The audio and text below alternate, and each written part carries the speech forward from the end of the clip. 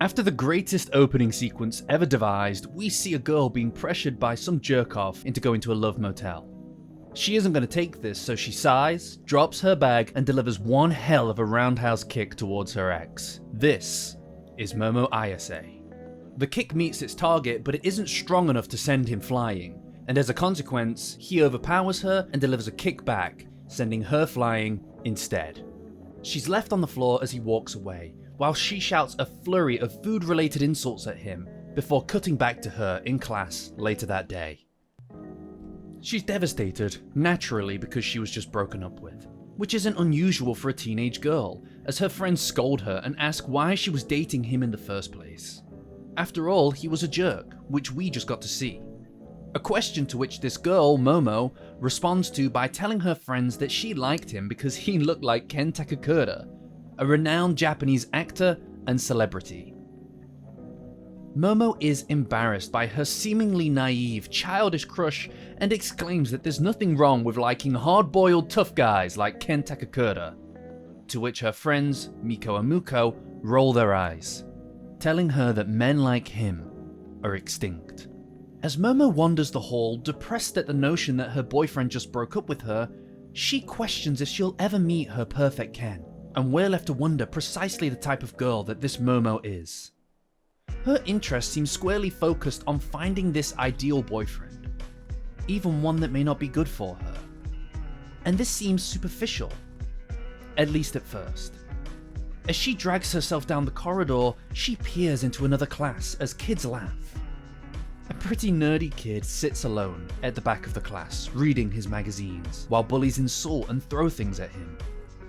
Momo sees this, and as they are about to launch a hefty magnet at the kid, she sits at his desk between him and the bullies. Her stare is focused, confrontational and intimidating, freezing them in their tracks and stopping them from bullying him further. She quickly turns to the boy and flicks through his magazine, playfully asking him what it is that he's reading. He's too shocked to speak, as she turns back to see that the bullies are pretending to go back about their business. She stands up and walks away, lamenting the state of the world. Is the world just full of scum? Now this is Momo, the real Momo. Momo is a searcher. She's searching for her Ken Takakura, a mission that she doesn't even fully understand. Her desire to find a Ken goes beyond just his looks, it's the whole package. In Japanese cinema, Ken Takakura embodies the ideal otaku no roman, the man's romance or Japanese hero. A man who is strong, moral, and holds fast to duty, demonstrating his love through powerful acts of righteousness and never faltering when things are hard or overwhelming. An unshakable desire to do what's right and dutiful. This is how he demonstrates love and can even come at the expense of love itself. Because what is love if you're not ready to do your duty to protect it? An undying devotion to justice, to standing up for what is right. This is Momo's North Star, her guiding principle, guidance that she seeks out in a possible boyfriend, yes, but also in a worldview that she tries to follow and enact herself. The exploitative behavior of her ex and the cruelty of these boys are not in line with the heart of the ideal of the man that she's looking for.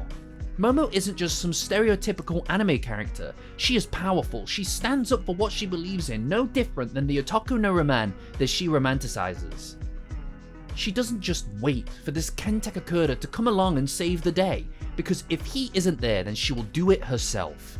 Stepping in front of the bullies, it isn't something that Momo does for gain or gratification, no, in fact it comes at the expense of Momo. And that isn't just because she's risking her popularity by standing up for a dork. In standing up for him, she is reminded that she had to be the one to do it, and helps confirm to her that Miko and Muko were right. That men like Ken Takakura are extinct. When Momo walks away, asking if the world is full of scumbags, she is defeated. Is there truly no one that would stand up for him? So much so that she, a complete stranger, was the one who had to do it. Is her quest for a man who could be her Ken a mistake? But this desire for justice isn't superficial. It changes people, gives them a chance, Momo leaves the classroom and is accosted in the hall by the same bullied boy, and he knows what she's into. He approaches her because there's one reason that a girl like Momo Ayase would ever talk to him, and that's because she's interested in the occult. Obviously. And he starts to scream in her face about all things alien. Momo's going through a lot of emotional turmoil at the moment, and now she has this weird guy shouting at her, and so she lashes out at him. She isn't wanting to entertain what this otaku is saying. It's tempting to brand this kid as annoying, and he is coming off as a bit much, but that's not why she's upset. A common trait for Momo is that when she's overwhelmed by emotion, she tends to lash out, because while she has a firm grasp of her external world and what she wants to see in it, her internal world is much less clear and far more volatile. Inside Momo is a storm, a tornado of emotion. She doesn't know who she is. She's torn between two sides of herself. The superficial side that she projects, the mask that she wears to the world to make herself seem somewhat normal, and the weirdness that lies beneath. Momo lashes out at him because he is a direct reflection of this weirdness incarnate. By talking to him, by accepting him, she would be letting this side of herself out into the world. She shouts at him and tells him that he shouldn't presume that they're friends, because he doesn't know her. A complete rejection of what she fears most, letting people see her stranger side. His spirit is crushed as he stands there cold and alone in the hallway, but underneath this facade, the real Momo emerges. She turns and recognizes what she has done. A trait of hers that I love is that she isn't scared to apologize for her actions and try to fix the damage that she's done. There is a pull in her. She walks towards him, closing the gap between them, whilst crossing a boundary into this new relationship. Picking up his magazine, dusting it off and handing it back to him, she gives him a chance. Matching his energy, Momo tells the otaku that she doesn't believe in aliens, but she does believe in ghosts. And he laughs at her, sending her into a meltdown. She's furious that he had the audacity to laugh at her, considering his obsession with the occult. Being challenged in this way is enough to bring her weirder side barreling to the surface. She explodes with energy, shifting from her slow, slumbering movement into highly animated actions, complete with flailing arms and wild expressions. This contrast shows a freer side to her. She's let herself loose. Instead of proving to the world that she's normal like she does every single day, here we see an inversion of that. She has to prove to this guy that her weird, unusual interests are as valid as his are. Spurred on by this nerdy kid that was a stranger mere moments ago. A guy who is, in a sense, showing her true form. Something that Miko and Muko immediately pick up on. Because, well, it's obvious that these two are made for each other, I mean, come on. And so it begins. The two argue in the hallway, each trying to prove to the other that aliens or ghosts exist, agreeing to go to hotspots for their opposing interests in a competition. This is where Momo and Okarun meet. This is where Dandadan begins.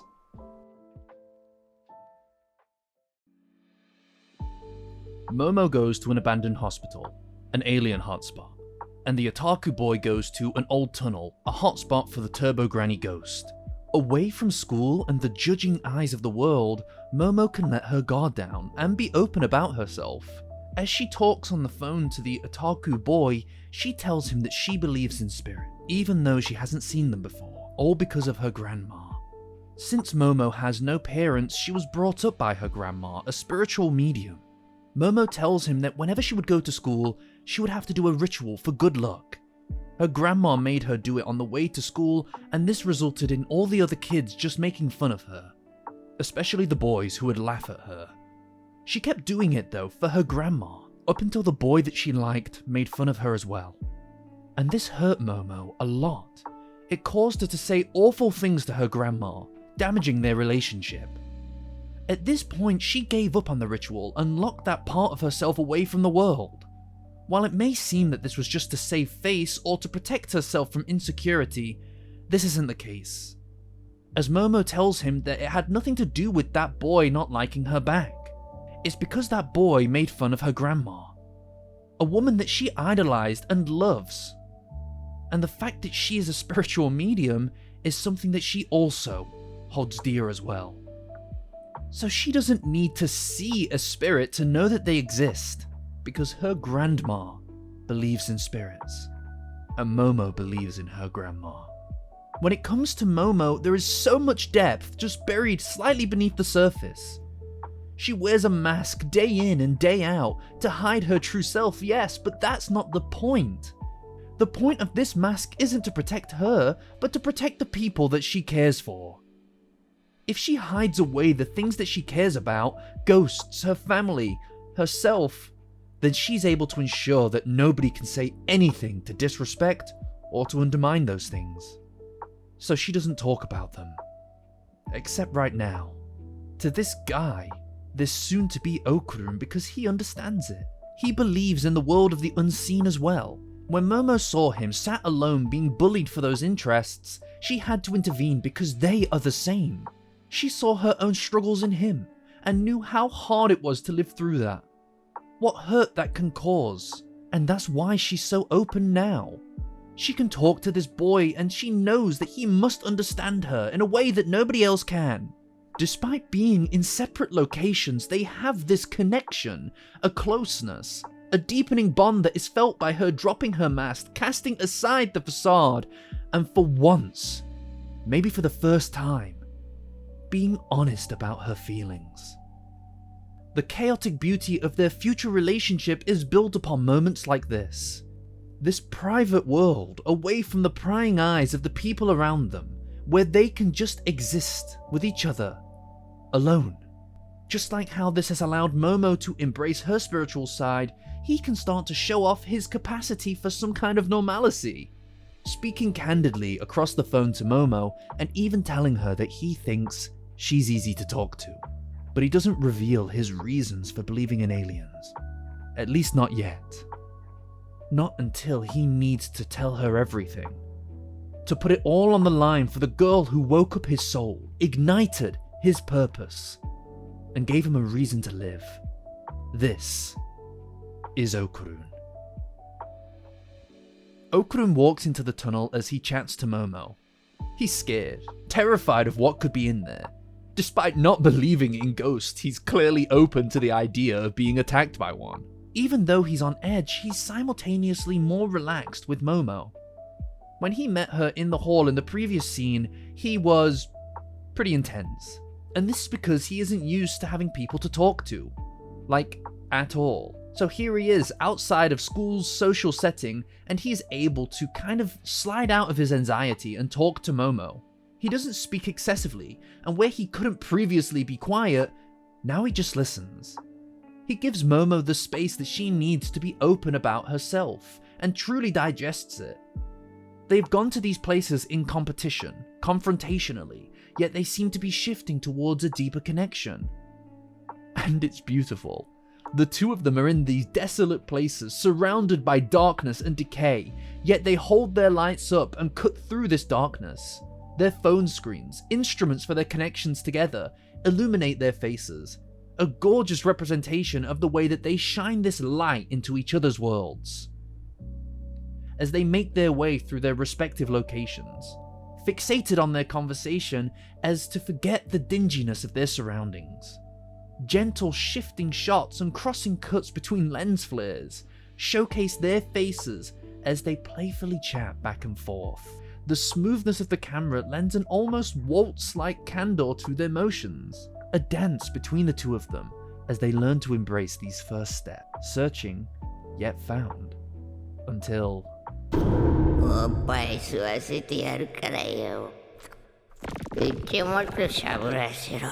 He encounters a ghost and jets it towards the exit. But nobody can outrun this yokai. He's captured by the ghost, and at the same moment, Momo is abducted by aliens. These are the Serpos. They've taken her so that they can experiment on her for purposes of learning the secrets to biological reproduction in order to advance their own evolution. Before they can complete their plans, Momo's phone goes off.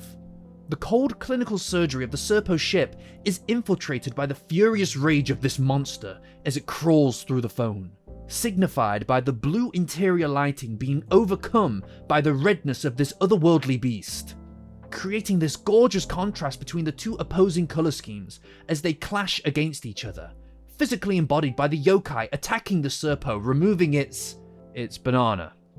Momo looks on in disbelief and sees that the monster is the otaku boy, possessed by the turbo granny yokai who dwelled in the tunnel, now in control of him. The red colour spreads further as the Serpos are forced to show their true form, as he ravages the aliens. They eventually get the better of him, curious about him, and now we learn the truth of this boy. All that he has ever wanted to do is meet aliens, because he is alone. He has always been alone. All that he's ever known is loneliness. Across his whole life, he's never fit in with anyone, and so he looked up to the skies, into the cosmos, for otherworldly beings to come and take him away. If the world views him and treats him as though he is from another planet, then perhaps beings from another world would see him as worthwhile. Maybe then he could have a friend. But no matter what he did, no matter how hard he tried, no aliens ever came for him. He was bullied and shunned and abused and suffered it silently. His existence was meaningless and unseen, until she stepped into his life. Momo Ayase stood up for him, a nobody. His life meant nothing until that moment, and so he doesn't care what it takes. He won't allow her to be hurt. Her act of goodness and selflessness, standing up for Okarun in line with the morality that she wants to see in the world, has a ripple. She inspired him to become more, and so he stands up for her. He'll even become a monster for her sake. Although as he listened to her words earlier, now she listens to him, and she truly hears him. He is able to appreciate her for who she is. He embraced her because of her weird side, her love for ghosts. Proof that the world doesn't need to turn away from her just because she has this unusual side. And that is enough to push Momo to reconsider, to re-explore her own soul. While she's always relied on this projected persona, the mask to the world, as a means of finding her place, here is this guy who is ready to lay his life down to protect her because of what she did in spite of her mask. Talking to him on the phone has helped her understand that she loved her grandma so much that she would change the very fibre of her being to protect her. But her grandma never taught her the ritual to hide herself. She asked Momo to do it to protect herself.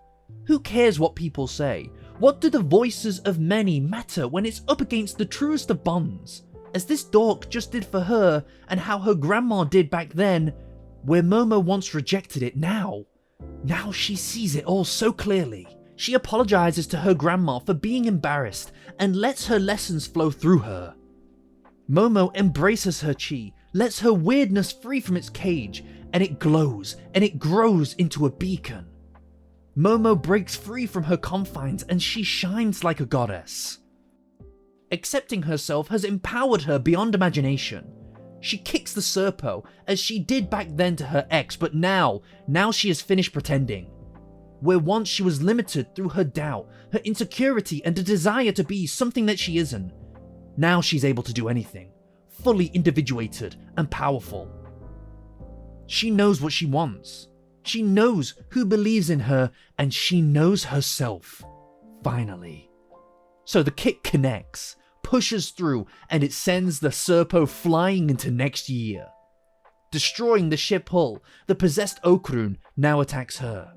He's out of control due to the curse, but Momo is able to push the yokai out with her newfound abilities. Turbo Granny has his schlong, and until they go back to the tunnel to defeat her, he'll never be free. The ghost ship fades, and the ship crashes to the ground.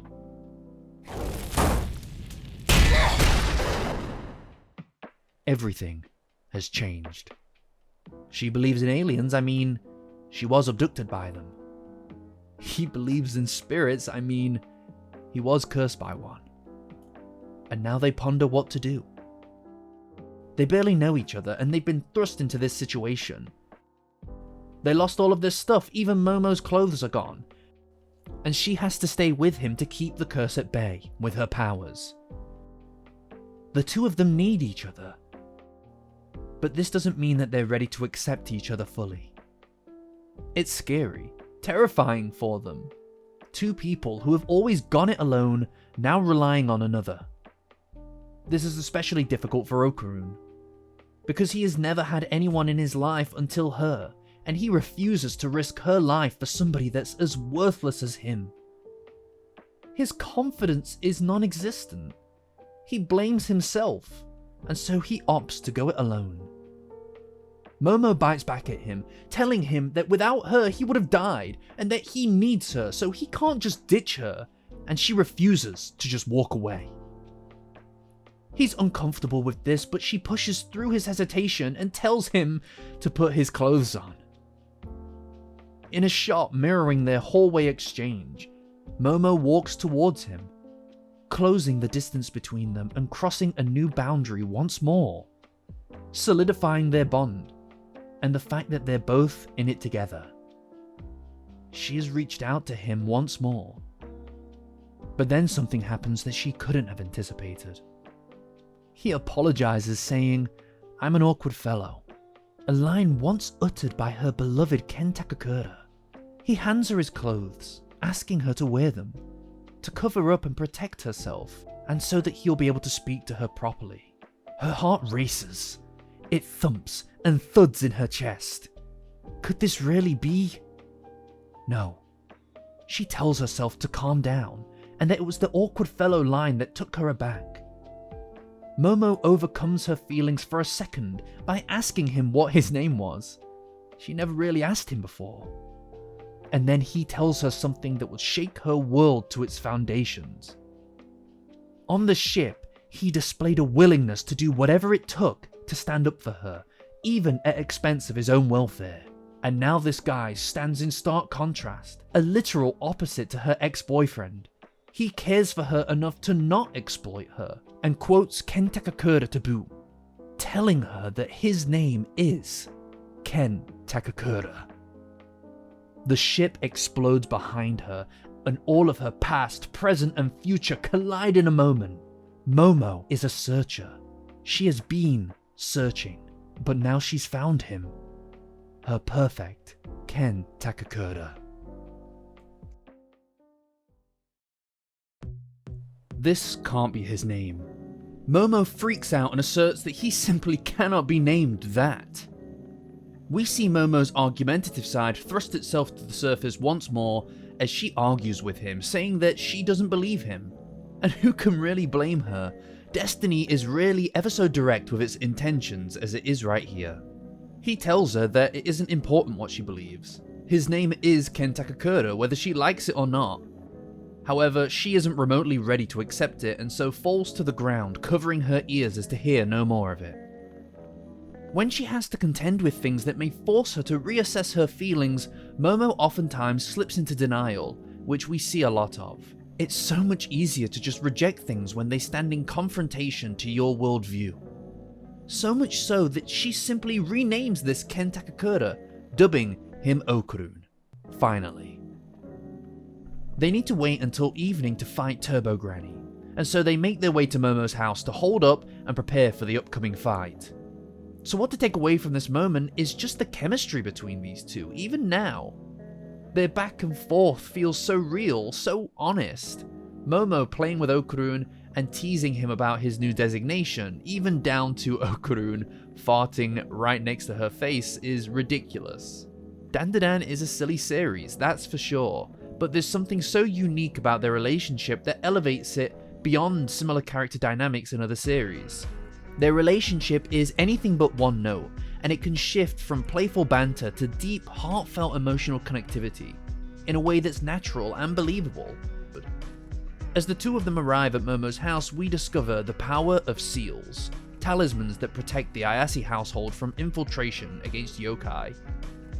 as it burns Okarun for stepping across the property threshold. She goes to change, and we discover the limitations of her current powers. Momo has to keep an eye on Okarun while quelling his curse, as breaking contact with him causes the curse to take over. As we discover, being forced to be close to each other comes with some added implications beyond just physical proximity. It's defined quite literally by their closeness. Circumstance forcing them together makes them spend time together as well. Time that they never would have willingly signed up for otherwise. And see how they, as pieces, may fit together. Speaking of pieces, Momo asks Okarun to show her his junk, as she recalled Turbo Granny said that his schlong was a gun. It's gone. And here we have it, people. Our plot for Dandadan. Reclaiming Okarun's anatomy. And, as I mentioned earlier, Momo and Okarun's dynamic drifts once more away from their playful back and forth arguments into a full argument, one that is slightly more real. Okarun, flustered by the situation, blames Momo for making the contest happen in the first place, and she tells him that she won't accept the blame, and that he was the one that forced the paranormal conversation on her in the first place, so if anything, he is to blame. Okarun quiets down, and in a soft whisper, tells her that he didn't want to let the opportunity slip away. He tells Momo that he's always wanted to have somebody that he could call a friend, and that when she stood up for him, he knew that this might be his one chance to do just that. He could see the moment slipping away, so he acted, outside of his character, outside of the quiet, nerdy boy that he is. He followed her. Okarun was desperate to talk to her, and used his obsession with the occult as a way to start a conversation. If you've ever been bullied, seen someone being bullied, or even bullied somebody yourself, you must know the pain caused in Okarun's world. There is a tragedy to existence. In a lot of ways, we are alone. We live in our own heads, which is why it's so central to the human experience to seek out something, anything to minimize that loneliness as much as possible. Okarun has never known anything but loneliness. And what's sad is that in chasing Momo, we see how little a push it takes for somebody to stand up and take those first steps towards something, someone better. In chasing Momo in this moment, Okarun decides to follow someone who might help him, for the first time, for the only time in his life, not to feel so dreadfully, horribly, painfully alone. Because nobody deserves that. He doesn't deserve that. Or does he? We see something in this moment, in this confession, that helps us understand Okarun better. After so long of having no one, he started to believe that he deserves no one. He tells Momo that she is from another world than him, that she deserves better than him for a friend.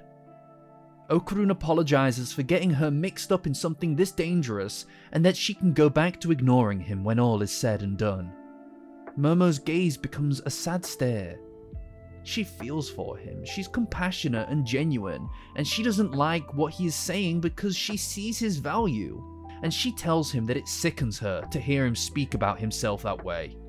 That on some level he is making the choice to close himself off, and that he has no friends because he never truly tries to make them. It's so much easier to convince yourself that you aren't good enough because it takes the burden of action away from you. Okarun has never had to put himself out there to make friends because he assumed that he would fail. He breaks down because he knows that she's right. He turns to his right and there she is, in his face, telling him that she doesn't want him to say that she should ignore him. Telling him that they can go back to talking about paranormal stuff. She made fun of him before, but the truth is that she's also happy to let this side of herself free as well. After so long of hiding it from the world, the real her is able to connect with the real him. They've developed this tiny little bubble world away from everything and everyone, where she can just be her and he can just be him, and they can just be them. But that doesn't mean that they're ready to be fully open with each other. Their relationship across Dandadan is a slow burn, and this is just an early step, showcased by the fact that Okarun insults Momo to deflect attention, as a punishment for getting past his defenses. Teenagers, am I right? And then, the doorbell rings. This isn't the regular doorbell, because Momo's grandma is a psychic, so she has two. One for humans, and one for spirits.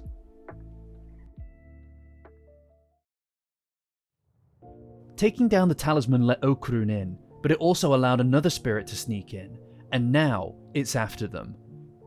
Momo tells Okarun that they need to put the talisman back up to defeat it, setting it on fire, just like what happened to him at the start of the episode. As they sneak out back, they agree to the plan. Get Okarun off the premises and put the talisman back up. A plan destined to fail, because they're walled in. A black mist descends upon them and they start to cough up blood, a poison in the air. They need to find a way to get Okarun through the wall before activating the talisman, or else he'll get caught in its power too. And then it appears. Another monster steeped in black and white. The fight takes on a monochromatic aesthetic. The beast knocks them down and they slowly look at each other, followed by a cartoonish blink before they take off. The hilarity of this series is baked into every level of it. From the silly blinking sound effects to the way that they run, I love its humour. Momo and Okarun run for their lives as he identifies their foe is the Flatwoods Monster. Okarun determines that the aliens and yokai must share some kind of commonality, but without doing something, the poison will kill them. Now is Okarun's time to shine, and he's gonna fight. Despite his passivity in life, if there's one thing that he knows, it's aliens. And he isn't afraid of them. He asks Momo if she can suppress the curse in his head while he physically harnesses it to empower himself. Just as the monster strikes them, Okarun bursts into a new form, and it's incredible. He carries Momo away as they fly through the air. Okarun is brimming with power and depression. The power of a yokai also shows off the truth of how their users feel underneath, indicating that Okarun, under all of his external demeanor, is pretty depressed. He's bummed out and thinks that he might be better off gone. The powerlessness of Okarun is front and center here, despite ironically being empowered currently. He feels outmatched by this cryptid and even calls himself an awkward fellow. A Takakura line that he's been barred from saying by Momo, to which she responds by shaking him, telling him to snap out of it. As he squares up to the monster, his body moves on its own. This is the power of Turbo Granny. But this power is too much for his human frame, he can't handle it. Momo saves him, and we get to see her genius in action. Momo is a fast thinker, especially in a crisis, and she posits that, as he is a sumo, getting him to place his hand on the ground would mean that they win the fight. Okarun has one more all-out in him, and we finally get a glimpse of these two in action. They work together as Okarun powers through the beast, Momo pulls him to the ground. But his hand disappears. He is a cheater. The monster slams her against the wall by the torii gate repeatedly, causing a massive hole. Okarun starts to lose control of his powers, until Momo, even in her position, manages to get control of it again. The Flatwood Monster continues to hit her as Okarun begs Momo to just unleash his curse so that he can help. Even if his body can't take it, he doesn't care. He doesn't want to stand idly by and watch her die. But this was her plan, and now she's outside the torii gate. She grabs Okarun, holds him close and activates the talisman, destroying the monster and taking them out of empty space. They emerge together as she hugs him back in the real world. I love how little fanfare is made about characters touching in Dandadan. They don't throw each other away or panic about holding the other, they're just relieved to be alive. Momo passes out from the fight, which unleashes the curse again. The episode ends with Okarun losing himself losing control, and losing his mind.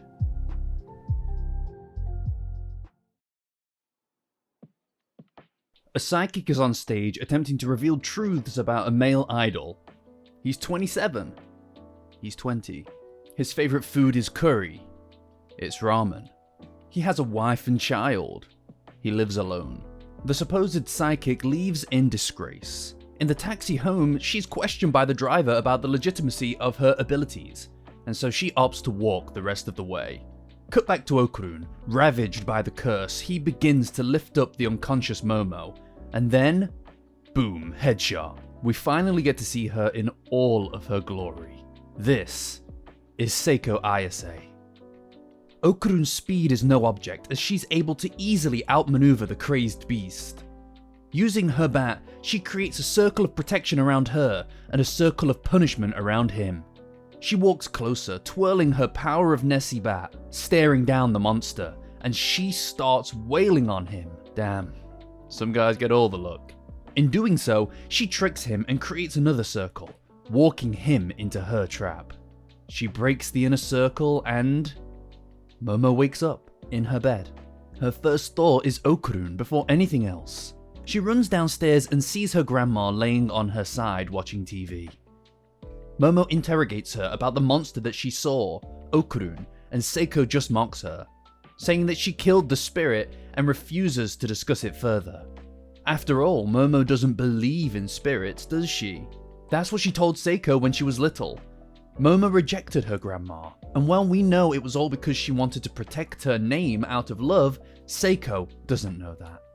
As we learned in the intro, the world sees Seiko as nothing more than a fraud, a liar, a bit of a pariah. Despite the world making a mockery of her, she held true to her belief in spirits, and her love of that world, and continued to be a medium. At the very least, she hoped that her granddaughter would understand, and believe in her enough to follow through with her faith in the spirit world. So when Momo rejected this, the only person that Seiko wanted to believe her, it hurt. Seiko turns to Momo and sarcastically says, "I'm a phony medium, right?" An assertion that subtly tells Momo that she owes her an apology, as well as highlights the fact that, yes, she's carried this with her. Momo becomes annoyed and tries to press answers about Okarun's status, but Seiko won't budge. And here we see a trait of Momo's that I adore. She drops and apologizes. She says that she's so sorry and that she was wrong about her grandma's abilities. Her pride is secondary to the fact that she knows she's done something wrong to somebody that she cares about. She apologizes because she knows that she should. And she really does want to know that Okarun is okay. Seiko tells her to go out to the main shrine and see. And Momo angrily sprints out of the room to the shrine, saying that she'll never forgive her if something has happened to him. As she runs, we start to see the inner workings of Momo's mind, and how strongly she feels towards this boy already. After all that he wanted was a friend. Her desperation is riddled with guilt. He approached her with all this paranormal nonsense as a way to hopefully communicate with her. And rather than just accept him on that and be honest and open, she rejected it. She lacked that courage of her grandma to stand up against the criticism and the mockery of the world. And because of that, she pushed Okarun to go to the haunted tunnel. And so, she sees this as her fault. Momo throws open the door and apologizes once more to Okarun.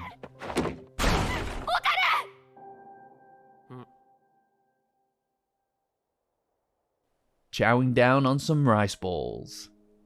She's flustered. Her senses return to her as she realizes how emotionally attached she already is. So much build-up inside of her heart just to find him okay. She was so worried, so afraid that he was not okay, and now he is. All of these feelings she doesn't know what to do with, as Okarun cries in relief and she slams the doors on him. She got so worked up and emotional, and now, in typical Momo fashion, she doesn't know what to think or do with these feelings. So she lashes out, kicking the door, angry that he got her so worried about him. only to be totally fine. Frustrated, Momo leans against the door and sinks into herself and down to the floor. Seiko ambushes her and starts taking an interest in the predicament, specifically asking Momo if this guy is her type, considering the fact that she was so worried about him. She knows what the deal is, guys. I mean, she is a psychic after all. Momo explains the situation and how she has psychic powers now, since awakening to them in the alien ship, which Seiko refuses to believe. Apparently, UFOs is a bridge too far for this literal, actual psychic medium with a magical granddaughter. Seiko explains that Turbo Granny was once called the 100 km/h Granny, a yokai of incredible power that combined with another spirit, one that was bound to that tunnel. Seiko tells Momo to not bother getting involved and to just forget about this boy, go back to her regular life and let him go it alone. What would her perfect Ken Takakura do in a moment like this? Another indication of the regard that she places on him, and she decides that he would definitely help. And so that's what she'll do. To which Seiko mocks her, acting like she was referring to Okarun. And I think Seiko was testing Momo here, testing her resolve, testing to ensure that she meant what she said. And she did. So she gives her a plan. To challenge Turbo Granny to a race and lure her away from her location, weakening her to defeat her. Seiko can't help because she draws her power from the region they're in. The only way to defeat Turbo Granny is to use Okarun's power, who's finally allowed to join the conversation. With Momo on his back to control the curse, he can outrun her.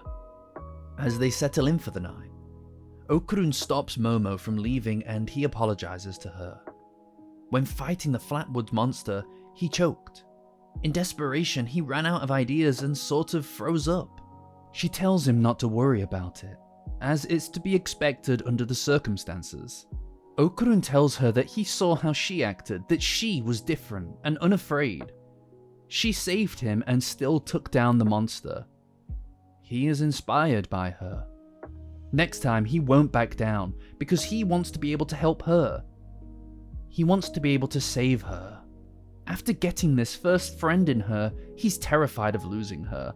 Okarun lacks confidence in himself, and he sees himself as unworthy of her friendship. He acts and feels as though he's living on borrowed time with her, so he tells her that he doesn't want her to be disappointed in him, and that he doesn't want to lose her friendship. She tells him that he's overthinking things again, and he gets upset at the fact that she slammed the door in his face. He overreacts like in their first encounter, but quickly apologizes for that too. As she's walking away, Momo turns and tells him that she thinks he was pretty cool in that fight, but he's a bit of an oaf, and that she'll probably end up saving him again next time too. He's stunned, in awe. This girl of wondrous spirit is telling him, a nobody, that he is cool. He calls on her as she walks off, as though he has something to say, opting to tell her that he's thirsty. A moment of openness stolen away by a lack of bravery to say what his heart is telling him to reveal. A classic Momokaru moment. This relationship is built on swallowing important words rather than letting them out. As Momo grabs some barley tea, we see Seiko, vindicated as the idol that she interrogated earlier, comes clean about his status. A thematic reverberation of the fact that the truth always comes to light. Okarun can hide it now. He can pretend it doesn't need saying, but keeping the truth hidden is easier said than done. As a new day rises, Okarun needs the toilet. But in order to do it, Momo will need to watch him to keep the curse at bay. This is perfect training. Momo needs to improve her powers to control his aura and keep the curse regulated inside of him, even through walls. Auras are the essence of life, and Momo is special. Momo can grab them and seize them. She temporarily manages to advance her powers, but the curse breaks free, and Okarun sprints to the toilet. Time is of the essence. This is just a race between these three weirdos, with Seiko saying Okarun's name, causing Momo to collapse at its sweet syllables. While they watch him on the crapper, Seiko tells Momo that her true power that she unlocked on the Serpo ship still exists within her, and she'll need to slowly unlock it. That both Okarun and Momo will need to work hard to do so. Time freezes. Turbo Granny reveals herself, freezing time in its tracks. Seiko's nose bleed as the yokai threatens to kill her and have Okarun kill everyone unless they come to her tunnel tonight. Time returns and it's clear. The showdown happens tonight. Seiko provides them with protective garbs against evil spirits. As they start to walk away, Seiko grabs Momo, hugs her tightly and asks her not to die. She agrees, hesitantly. Seiko asks her patron god to watch over them. They take the train, and Momo starts pumping herself up for the fight with the yokai, and she promises to kick her ass. Momo throws off her garb, opting for style before function. How else can she get pumped? After all, this is kind of fun, right? Arriving at the tunnel, Momo and Okarun argue in their signature fashion about who should go in first, with Momo trying to win him over with crocodile tears. They elect to go in together, side by side, pushing to make sure that nobody's able to lag behind. They go over their plan to lead her out of the city, and talk about how they took the aliens, so this old crone can't be all that bad. Famous last words. And then we get a fresh injection of horror into the scene. Remember, Dandadan isn't afraid to bring in some pretty horror-coded visuals to lend weight to the threat of the yokai. Turbo Granny's head fills the entire tunnel, duplicated so that they can't escape. Momo fires her bats at her, but her eyes eat them. That's nasty. She's nasty. Okarun asks Momo to unleash the curse within him so that he can fight, and she does, sending him into his typical deep depression. But just as he's ready to get serious, he gets depowered. His magical yokai form is taken from him as Turbo Granny returns his schlong. As Turbo Granny's about to eat them, Momo challenges her, appealing to her ego, like her grandma told her to. Can't she beat them in a race? The old lady yokai returns to normal form and agrees to the race, or rather, a game of tag, with the rules stating that she has to give them a 10-minute head start. She agrees, and the two of them book it to the exit. However, Turbo Granny cheats and catches Momo, covering her in hands and hiding her within a shell, unable to escape. Turbo Granny tells Okarun that her 10 minutes are up and now it's his turn, and that he should start running. There are a few moments in Dandadan where Okarun has to make a choice to run or a choice to stand and fight. And this is his first real moment to decide what kind of man he wants to become, and a test on how far he will push himself to protect her. As the yokai tells him to run, he thinks of her and the conversation they shared the night prior. Momo told him that he's an oaf and that she'll definitely have to save him again next time. When she said that, it was more than just playful banter. She was saying that she would do it, that she put her life on the line to save him before, and if the moment came back around, she'd do it again, without hesitation. Whether he can believe it or not, this girl is his friend, and it's his duty to stand up now and to act. So he leaps at Turbo Granny and he suckles on that tea. Protected by his clothes, Turbo Granny has no choice but to fully possess him, placing her powers inside of him completely. Which means that Momo, after training herself, can grab her aura and control the powers, leaving Turbo Granny at their mercy. Until the location-bound spirit shows up, the Earthbound Crab.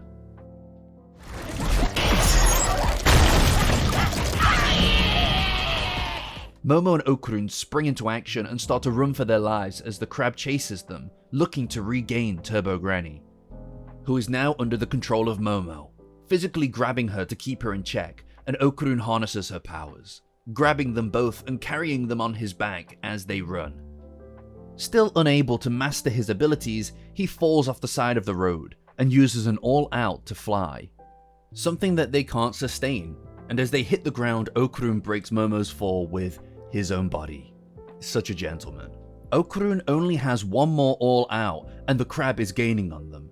As they run through the streets, the normal population, who lack the spiritual ability to see Okarun's yokai form or the earthbound crab, just think that he's giving her a piggyback ride. As Okarun's running out of stamina, Momo springs an idea: to go through the shopping center until they hit a hot spring. Momo breaks the pipes and sends hot water all over the crab. The hot water cooks the crab, stiffens its muscle fibers, and it goes red and stops moving. And Momo considers eating it. The two of them exit and head to the city outskirts, but it's quiet. Too quiet. As a flurry of people run towards them in the street. The undead spirits from a nearby grave have arisen and lend their spirits to control people to hunt down Momo and Okarun. This fight is far from over.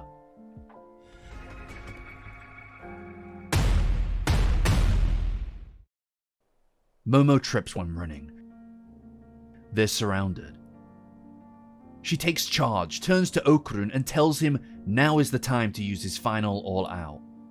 He doubts her judgment, but she's firm, grabbing him by the shirt and pulling him close, telling him that there is no other way. Momo tells Okarun to trust her. He looks at her in her eyes, so unsure of himself as he always has been. But this uncertainty within him is how he's always lived. Not ready to push himself, scared of doing what he must do. But Momo looks at him and he knows that he can push through because he does trust her. Completely. He transforms and raises up, but Momo grabs him, extending her hand as his drifts past hers and she holds it. They linger for a moment before he closes his hand around hers and lifts her up from the ground. They're ready. Momo and Okarun's relationship is ruled and governed by this physicality. Their touch is a direct demonstration of their feelings for each other, and a direct physical metaphor for their journey together. While Okarun tries to drift away, Momo holds him, stops him, and the two ultimately secure their bond, clasping their hands together. They aren't just friends. They're more than friends. They're partners. This is the moment that Momo and Okarun's trust in each other, wholehearted, honest, earnest trust, is locked in completely. Up until now, they've tried to figure out their powers and how they can operate together, but here, now, with their trust in full perspective, they move as one. We see the perfection of their powers together. Each of their weaknesses are covered by the other's strength. Okarun's passion shines through, Momo's quick thinking wins the day. As they fly through the air, Okarun is even able to summon his yokai form, past his final all out to provide them with a safe landing. Inspired by his bond with her, Momo. They're eventually cornered by Turbo Granny, who's furious at Momo's disrespect towards her. She combines with the crab and offers them 10 to 20 minutes head start, because she knows she'll catch them. Momo tends to Okarun, and then her plan comes to fruition. And she doesn't need 1 second. Momo's abilities let her grab onto anything, so she grabs the nearby train and is sent flying, landing on top of it. She taunts Turbo Granny, who rises to the bait. As Momo grabs her to stop her escaping, the train leaves the outskirts and into the territory of Kamagoshi City, Seiko's turf. The countless talismans put up hit Turbo Granny and blow her to smithereens. Victory. As the crab fades away, the bodies of numerous young schoolgirls fade too. And this is the heart of Dandadan's yokai. It's more than just some monster, it's the collection of countless spirits bound to the earth. Turbo Granny tended to the restless souls of girls who died in that tunnel. She would console them and keep them company. Dandadan cares deeply about the victimization of society's most vulnerable, and shines a light on their suffering. And Momo learns a lesson: to not disrespectfully trample on the sites of the dead.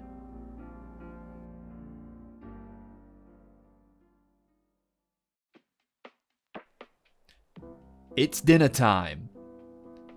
The tradition begins and they're eating crab.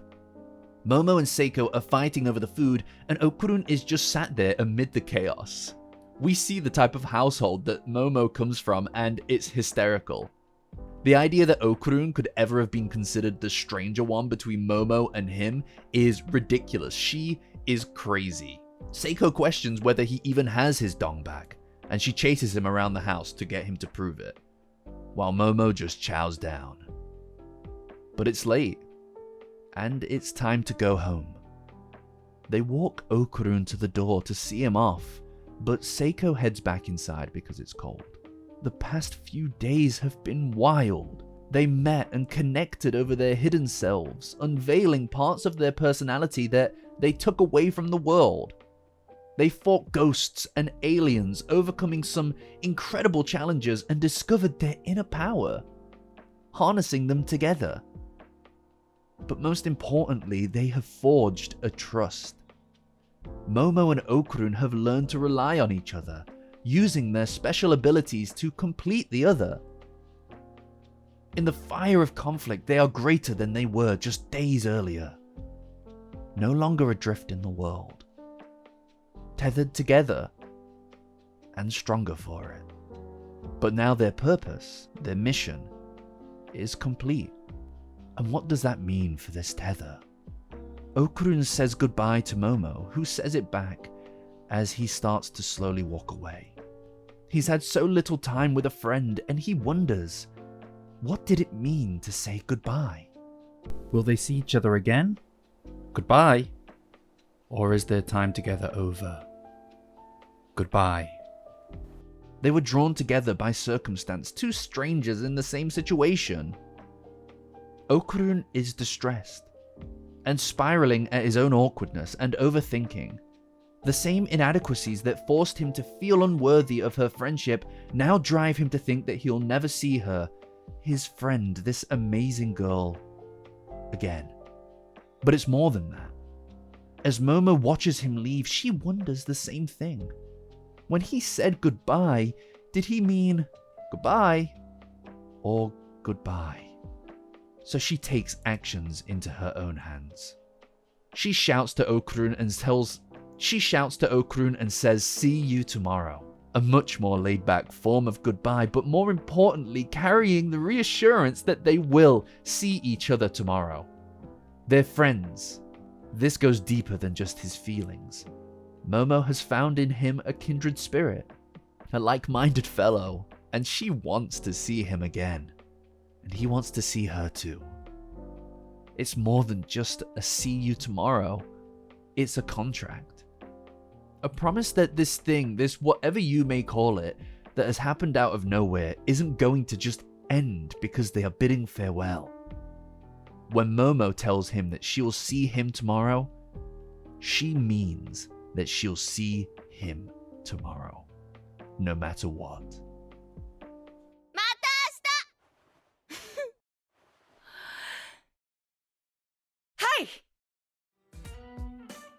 Hey everybody, hope you enjoyed the video. Please like, subscribe, all of that YouTube stuff. And don't forget to check out my Patreon in the description for access to the Safety Zone Rookie Discord and to just support the channel. The amazing people over there supporting me are the reason that I can do this. So thank you all. And I'll see you on the next one. Bye.